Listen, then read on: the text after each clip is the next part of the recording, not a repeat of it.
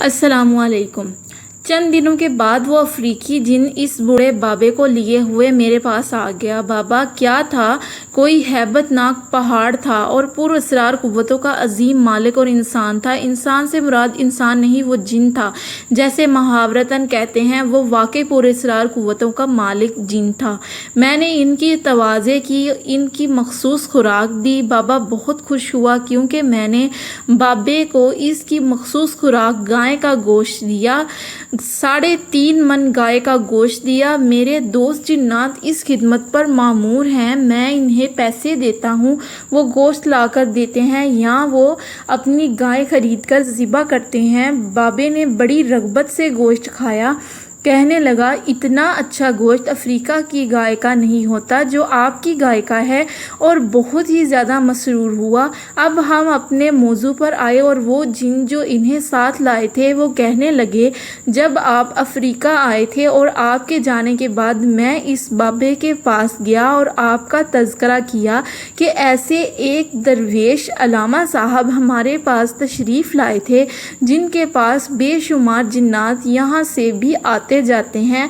इन्होंने याकाहार के कुछ कमालात बताए थे तो एकदम बाबा चौंक पड़ा। कहने लगा, इस बंदे से मुझे मिलाओ, मेरे पास एक अमल है जो राज की शक्ल में है, मैं इस बंदे को देना चाहता हूँ।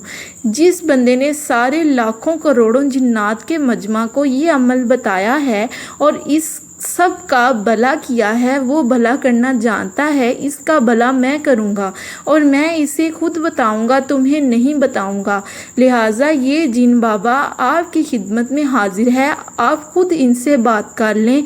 मैंने बाबा का शुक्रिया अदा किया और इनसे अर्ज़ किया, वो राज आप मुझे ज़रूर बताएं जो याकाहार के सिलसिले में आपकी ज़िंदगी में आया है। बाबा जी कहने लगे, बात कुछ इस तरह है कि मैं एक इंसान औरत पर आशिक था। मैंने ज़िंदगी में बहुत गुनाह किए हैं।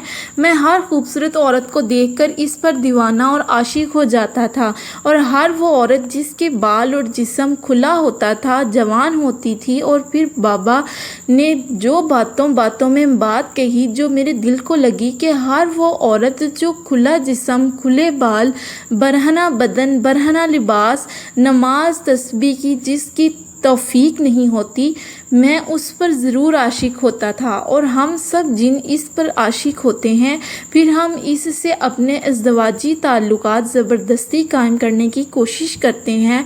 फिर इसके घर में हम झगड़े करवाते हैं, मियाँ बीवी में नाचाकियाँ करवाते हैं, औलाद की नाफरमानियाँ पैदा करते हैं, बीमार पैदा करते हैं, नुकसान करवाते हैं, हर चीज़ ख़राब करते हैं, इनको उलझाते हैं ताकि इनको सुकून ना मिले। अगर सुकून मिलेगा तो हमारे काम के काबिल नहीं रहेगी, और ऐसी लड़कियां और औरतें वो हमारा तरनवाला होती हैं।